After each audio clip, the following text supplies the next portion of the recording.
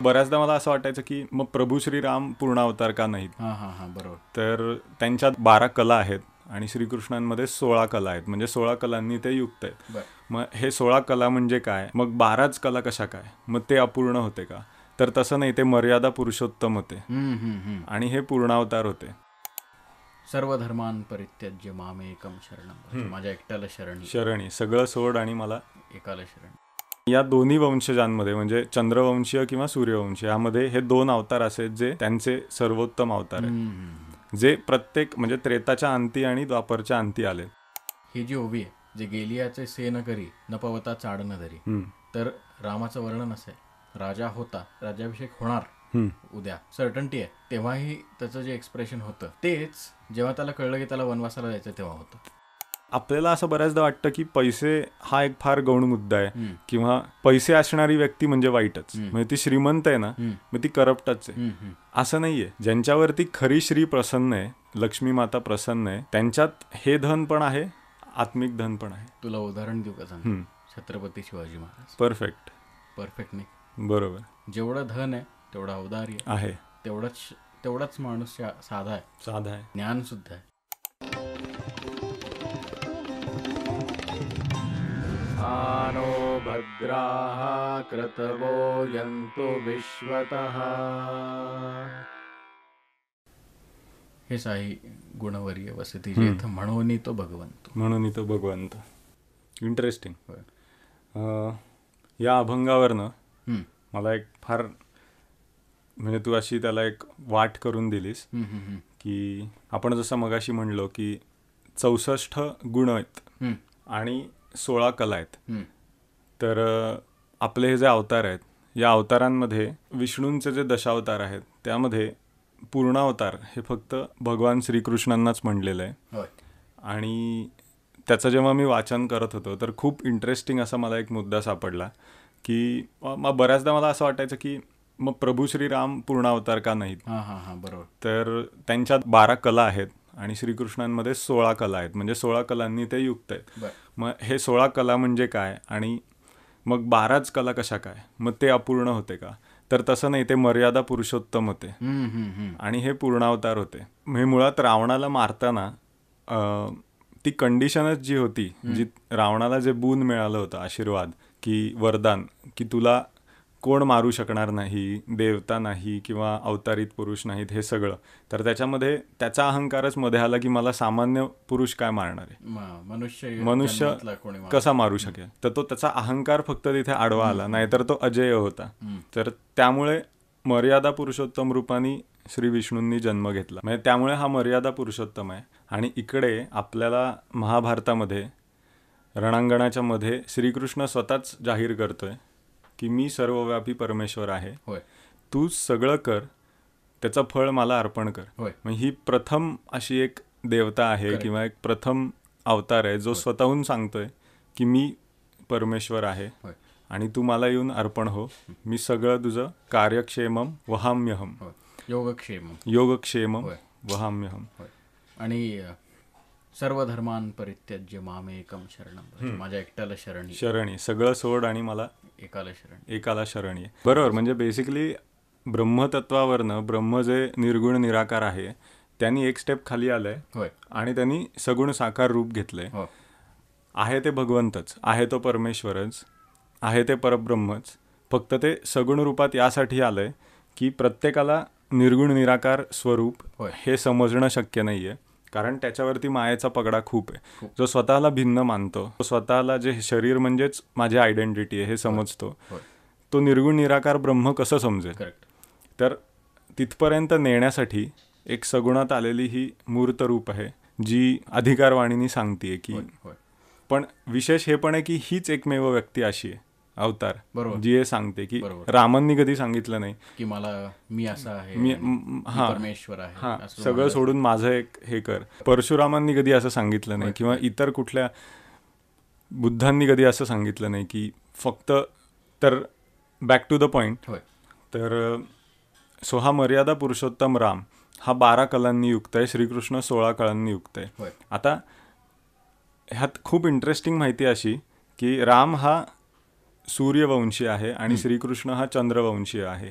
तर त्याचं जे रघुकुल आहे तर हे सूर्य हा जेव्हा आपल्याला पूर्व पश्चिम दिशेमध्ये दिसतो पृथ्वीवरून, तेव्हा त्याचं जे पूर्ण गमन आहे पूर्व ते पश्चिम हे 12 कलांनी युक्त आहे. म्हणजे तो व्याप्त हे जे आसमंत आहे जे आपल्याला दिसतं दृष्टीला, तर ते 12 कलांमध्ये डिवाइड होते.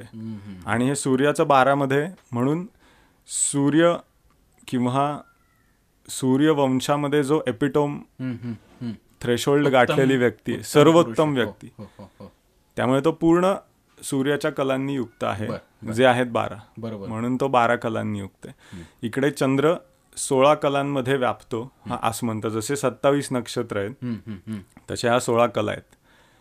म्हणून ह्याचा जो एपिटोम असेल, ह्याचा जो थ्रेशोल्ड असेल सर्वोत्तम, तो 16 युक्त आहे. आणि या दोन्ही वंशजांमध्ये म्हणजे चंद्रवंशीय किंवा सूर्यवंशीय यामध्ये हे 2 अवतार असे जे त्यांचे सर्वोत्तम अवतार आहेत, जे प्रत्येक म्हणजे त्रेताच्या अंती आणि द्वापरच्या अंती आलेत. त्यामुळे हे सगळे गुण घेऊन आले. तर इथे ह्या ज्या 16 कला आहेत तर त्याच्याबद्दल आपण थोडंसं डिस्कशन करूयात. तर तू जो अभंग म्हणलास त्यात श्री हा शब्द आला होता, बरोबर. तर कोइन्सिडेंटली पहिली जी कला आहे ती ही श्री नावाचीच कला आहे. अरे वा. सो म्हणजे ज्ञानेश्वरांनी ऑफकोर्स जे काय म्हणजे प्रत्यक्ष श्रीकृष्णच मराठीत प्राकृतमध्ये जे लिहितोय, प्राकृतच ना, बरोबर ना. ओके.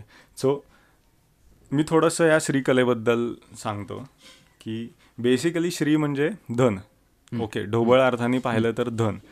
तर ज्या व्यक्तीकडे अपार धन आहे, श्रीमंत, परफेक्ट, ज्याच्या घरून कोणीही मोकळ्या हाताने परत जाणार नाही, तो श्रीकलायुक्त व्यक्ती आहे. तुला कळलं का याच्यामध्ये थोडंसं औदार्य आलंच म्हणजे दानशूरपणा, बरोबर. म्हणजे धन आहे पण ते इतकं आहे, 2 गोष्टी आहेत. म्हणजे अपार धन आहे जे कधी कमी होणार नाही. म्हणजे तुम्ही समुद्रातनं लोटी काढा, बादली काढा, समुद्राला काही फरक पडणार नाही, इतकं धनवान आहे. हा एक भाग झाला. दुसरा भाग आहे तो देण्याची पण वृत्ती आहे. म्हणजे हे तुझे आता उदाहरण दिलं ना, तर ते थोडं डिवाइन नेचरला जातं का हे धन तू जे म्हणतोयस ते? हा, मग ह्याच्यात 2 गोष्टी आहेत. हा, मी त्याच मुद्द्यावर येत होतो की स्थूल अर्थाने किंवा मटेरियलिस्टिक अर्थाने तर धन आहेच आहे, पण फक्त भौतिक धन नव्हे तर आत्मिक धन सुद्धा ज्याच्याकडे आहे. बरोबर. म्हणजे आध्यात्मिक वेल्थ आहे का? आध्यात्मिक म्हणजे आत्मिक इन द सेन्स की ज्याला स्वतःचं नॉलेज आहे. अरे वा. ओके, जो आत्मज्ञानाने परिपूर्ण आहे. सो श्री म्हणजे श्री प्रसन्न आहे ही फक्त मटेरियलिस्टिक धनानी नाही तर आत्मिक धनानी सुद्धा. तर त्या व्यक्तीच्या अंगी श्री कला आहे. आणि आता ही कला झाली definition of a person who imbibes that किंवा हू हॅज दॅट. ओके, पण आता श्रीकृष्णाचं उदाहरण जर घ्यायचं झालं की त्याच्यात ही कुठे दिसते आपल्याला, तर अगदी म्हणजे यशोदेच्या घरी तो जेव्हा नांदत होता तेव्हा यशोदा लहान लहान बाळकृष्णाला छान आंघोळ घालायची, त्याला नटवायची आणि सिंपल मोरपीस त्याच्या तुऱ्यात खोचायची. त्याच्यानी सुद्धा तो इतका धनवान दिसायचा की सगळ्या गोपिका त्याच्याकडे बघत राहायच्या. म्हणजे तो बिना ऐश्वर्य किंवा तो सदैव धनसंपन्न असाच होता. तिथपासून ते तो द्वारकेचा राणा झाला. आणि द्वारकेबद्दल म्हणजे प्रत्येक घर हे असंख्य रत्नांनी, हिरे जवाहर, सोन्याची नगरी ना ती, सोन्याची नगरी. तर त्यांनी हे संपन्न होतं प्रत्येक घर. म्हणजे तू इमॅजिन कर की त्याचा स्वतःचा महाल काय असेल, राईट. सो हे ऐश्वर्य, हे त्याची नगरी आहे वरनं सुद्धा आम्हाला सुद्धा सोन्याची नगरी करून दिली, राईट. सो हे जे आहे, सो श्रीकृष्णांचा कुठलाही काळ आत्मिक असो किंवा मटेरियलिस्टिक अर्थाने पण हा कायम धनवान रूपानेच गेलाय. ते कधीही म्हणजे यू विल नेव्हर सी. आणि आपल्याला असं बऱ्याचदा वाटतं की पैसे हा एक फार गौण मुद्दा आहे किंवा पैसे असणारी व्यक्ती म्हणजे वाईटच, म्हणजे ती श्रीमंत आहे ना, मग ती करप्टच आहे. असं नाहीये. ज्यांच्यावरती खरी श्री प्रसन्न आहे, लक्ष्मी माता प्रसन्न आहे, त्यांच्यात हे धन पण आहे, आत्मिक धन पण आहे. तुला उदाहरण देऊ का सांग? छत्रपती शिवाजी महाराज. परफेक्ट नाही, बरोबर. जेवढं धन आहे तेवढं औदार्य आहे, तेवढाच माणूस साधा आहे आणि ज्ञान पण आहे, ज्ञान सुद्धा आहे. म्हणजे मी सगळ्याचा त्याग केलाय असा राजा असू शकत नाही. तो सगळ्यांचा राजा आहे, तो सगळं वैभव संपन्न आहे, तो मनातून त्यागी आहे. बरोबर.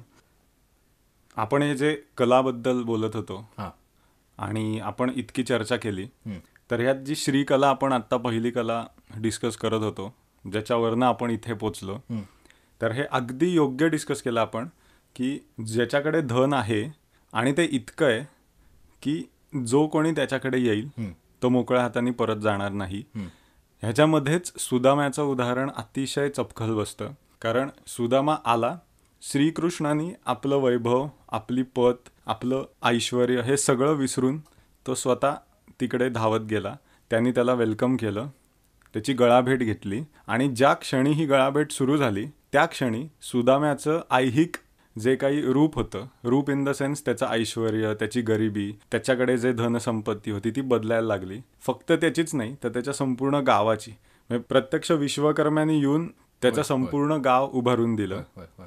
हे ते वर्णन असं आहे की त्यांनी त्याला जेव्हा गंध लावलं 3 बोटांनी, आपण आडवं लावतो तसं लावलं, तर ते का लावलं तर ते भागवतकारांनी त्याची फार सुंदर कल्पना केली की त्यांनी त्याचं नशीब पालटून टाकलं, कपाळावरचं सगळं पुसून टाकलं. बर, ओके, नाईस. तर हे जे श्रीकला आहे, तर आणि ह्याच्यात मला एक विशेष गोष्ट ही वाटते ना की आता प्रभू श्रीरामांचाही विचार करूयात किंवा श्रीकृष्णांचाही, दे नेव्हर डिसओन्ड देअर ऐश्वर्य. म्हणजे उगाचच माझ्याकडे पैसे नाही आहेत, माझ्याकडे धन नाही आहे, किंवा मी राजा नाही आहे, किंवा मी ऐश्वर्य संपन्न, वैभव संपन्न नाही आहे, हा आव त्यांनी आणला नाही.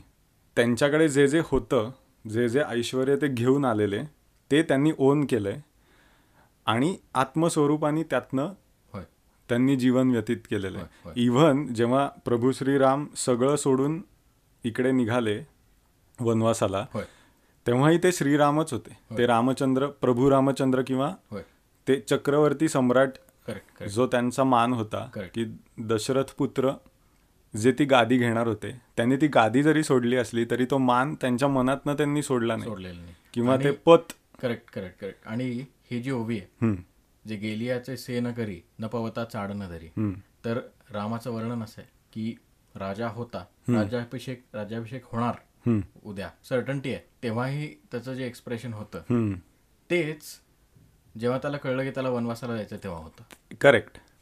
दोन्ही स्थितीमध्ये सम. होय. इथंही आणि इथंही. जो सुनिश्चळवंतरी मेरू जैसा, अचल अविनाशी. आणि परत तू मगाशी उदाहरण दिलंस छत्रपतींचं, परत त्याचीच आठवण होते की छत्रपती शिवाजी महाराज जेव्हा आग्र्याला गेले होते आणि त्यांना बंदिवासात ठेवलं गेलं, जेव्हा ते औरंगजेबकडे बंदिवास म्हणून एक राहत होते, नजरकैदेत होते, तेव्हाही ते छत्रपती शिवाजी महाराजच होते. त्यांनी त्यांची पत सोडली नाही. आणि हे बेसिकली हा ॲटिट्यूडचा मला असं वाटतं हा सत्वगुण आहे. नाही, हे रजगुण आपण याला म्हणू शकतो, पण ते सत्वगुणाच्या आधारावर आहे. पण आता आपण असं म्हणू शकतो की युद्ध ही जी कला आहे ना, ही बेसिकलीच थोडासा तमोगुण नक्कीच आणि रजगुण. कारण कोणाला तरी जिंकणे, कोणावर तरी मात करणे आणि नरसंहार करायचा आहे, स्वधर्मचं पालन करायचंय, तो राजा फक्त सत्वगुणांनी युक्त होऊ शकत नाही. माझ्या मते तरी असा एकच राजा होऊन गेला ज्याला राजर्षी ही पदवी मिळाली. यांनी आयडिया कोण होते? जनक राजा. हा, ज्यांच्याकडे अष्टावक्र बरोबर आले होते. तर म्हणजे असा राजा होता जो उपदेशही करायचा, जो ऋषितुल्य राजा होता की सर्व होतं, म्हणजे पद होतं, धन ऐश्वर्य सगळं होतं, पण मनातून ते. सो हे जे आहे या वृत्ती की मी राजा आहे किंवा मी चक्रवर्ती सम्राट आहे, ती भावना कॅरी केली आहे त्यांनी. सो हे सगळं सांगण्यामागचा उद्देश हा होता की तो जो रुबाब आहे, ह्याचं मला दुसरं उदाहरण आठवतं, ते म्हणजे पहिले बाजीराव, थोरले बाजीराव. ते पंतप्रधान होते. ओके, त्यांनी 41 लढाया केल्या, प्रत्येक लढाई अनबिटन, प्रत्येक लढाई जिंकलेत. ते जिथे जिथे जायचे ते त्यांचा ऑरा कॅरी करायचे की आपण कोण आहे. कुठेही त्यांनी असं नाही केलं की त्यांनी त्यांची पत सोडली नाही कुठेही. सो कमिंग बॅक, तर ही जी श्रीकला आहे, हे जे धन आणि ऐश्वर्य आहे, हे त्यांनी उपभोगलंय, पण त्याच्यात अटॅच न होता. पण गिवअप पण नाही केलं. कारण जो गिवअप करतो तो संन्यासी असतो स्थूल अर्थाने. हे योगी पण आहेत आणि हे ऐश्वर्य भोगता पण आहेत, पण अंतर्मनातनं सगळं त्यागलेलं आहे. त्यामुळेच हे इतरांना देण्याची वृत्ती पण बाळगतात आणि ती ताकदही बाळगतात. त्यामुळेच जसं हे सुदाम्याची भेट आहे, तसंच जेव्हा ते नरकासुराचा वध करण्यासाठी गेले, तिथे 16,000 स्त्रिया होत्या. त्यांना मुक्त केलं. त्यांना फक्त मुक्त नाही केलं, तर समाजाने त्यांना दुर्लक्षित होण्यापासून यांनी वाचवलं. त्या 16,000 स्त्रियांशी लग्न केलं. त्यांना समाजामध्ये एक स्टँडर्ड व्यवस्थित स्थान दिलं. त्यांचा मान उंचावला. 16,100 हां 16,100 स्त्रिया. त्यांना त्या सगळ्या नरकासुराच्या बंधनातनं सर्वार्थाने मुक्त केलं. बरोबर. आता तू 16,100 स्त्रियांशी लग्न करतोयस. त्यांना सर्व प्रतीनी तू समाजात स्थान देतोयस. इनफॅक्ट मानाचं स्थान देतोयस. आजवर कधी नसेल इतकं मोठं स्थान त्यांना दिलंयस. त्यांना इनकॉर्पोरेट करतोय स्वतःच्या सिस्टीममध्ये.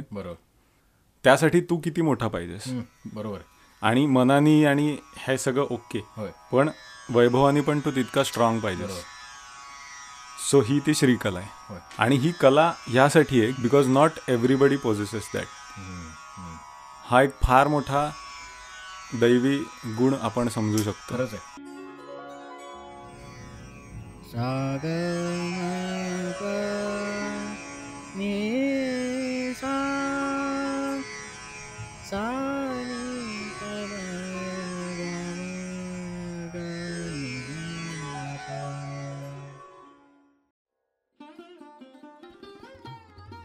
नमस्कार मंडळी, जय श्री कृष्ण. अध्यात्मविशेष पॉडकास्टचा दुसरा सीझन म्हणजेच श्रीकृष्णार्पणमस्तु हा तुम्हाला कसा वाटतोय हे जाणून घ्यायला आम्हाला खूप आवडेल. त्यासाठीच खाली कमेंट्समध्ये तुमच्या प्रतिक्रिया आणि तुमचे विचार जरूर नोंदवा. त्यासोबतच आपला पहिला सीझन म्हणजेच योगेश्वर श्रीकृष्ण याच्या संपूर्ण एपिसोड्सच्या सगळ्या लिंक्स तुम्हाला खाली डिस्क्रिप्शनमध्ये सापडतील. त्या तुम्ही यूट्यूब किंवा स्पॉटिफायवर जाऊन कधीही आणि कुठेही ऐकू शकता. धन्यवाद. मराठी भाषेचं वाङ्मय हे अथांग समुद्रासारखं पसरलेलं आहे आणि त्यात श्रीकृष्णावरती लिहिलेलं जे वाङ्मय आहे ते तर काय विचारूच नका. त्यामुळे सगळ्याचा छोटासा एक भाग म्हणून चिंतनाच्या रूपाने आपल्यासमोर मांडायचा म्हणून सीझन 2 घेऊन येत आहोत. अवश्य ऐका आणि फक्त ऐकू नका, आम्हाला कमेंट्समध्ये कळवत राहा तुम्हाला कसं वाटतंय. योगेश्वर श्रीकृष्ण महाराज की जय. बोला पुंडलिक वरदा हरी विठ्ठल, श्री ज्ञानदेव तुकाराम, पंढरीनाथ महाराज की जय. जय जय रघुवीर समर्थ.